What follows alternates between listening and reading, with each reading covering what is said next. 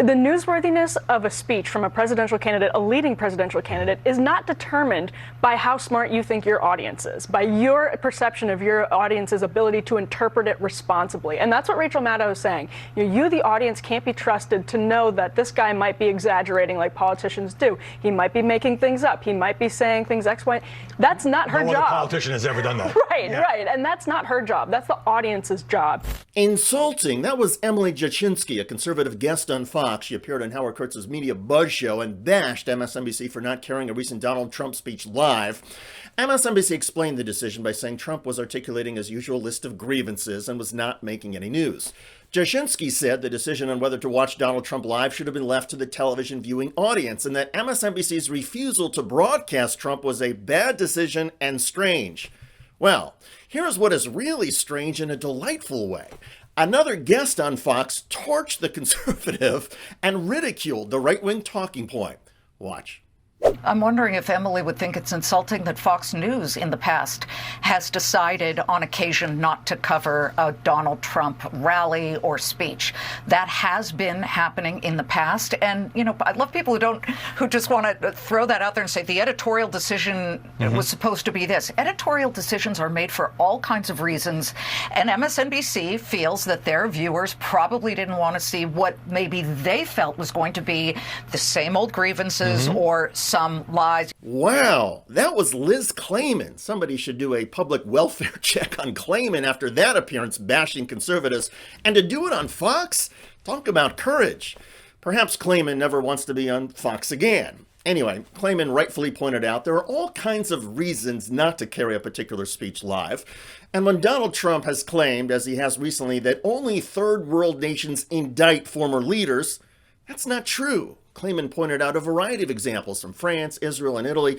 So MSNBC was correct in pointing out that Trump's speech was filled with lies. Nonetheless, Fox host Howard Kurtz got the final word, since it was his show after all. And in giving his take criticizing MSNBC, Kurtz noted that his position has been consistent. When Fox didn't take the 2 January 6 committee hearings in prime time, I was critical of that. They did run all the other daytime hearings. And so I just think let the viewers decide. They're smart, and you don't have to shield them from this sort of thing. I'm not so sure that all viewers of cable news are very smart. Nonetheless, I actually agree with the overall point that Kurtz was trying to make. I do think a cable news channel that will often broadcast live speeches should not be shielding their viewers from a political speech delivered by a leading presidential candidate. In my view, Donald Trump is arguably the biggest liar in U.S. political history. He should stay far away from the White House, and the voters should keep him far away. And his speeches are as misleading and fictitious as you will ever see.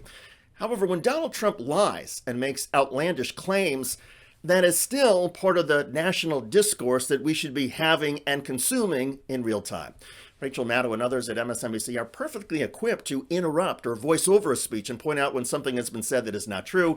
If MSNBC wanted to be clever about it, they could even have a lie counter on the screen and tally up the total number of lies. But to run away from Donald Trump, in my view, is a mistake. Relatedly, I wish MSNBC, Fox, and CNN would carry live speeches of other presidential candidates once they've declared.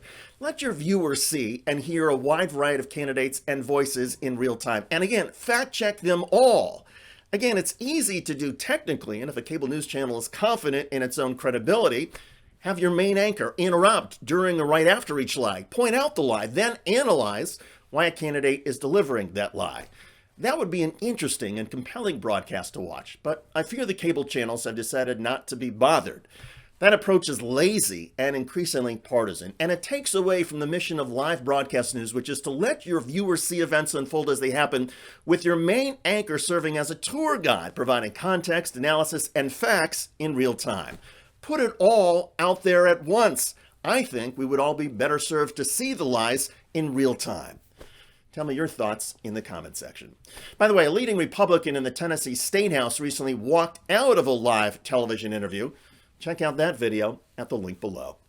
I'm David Shuster. Thanks for joining us.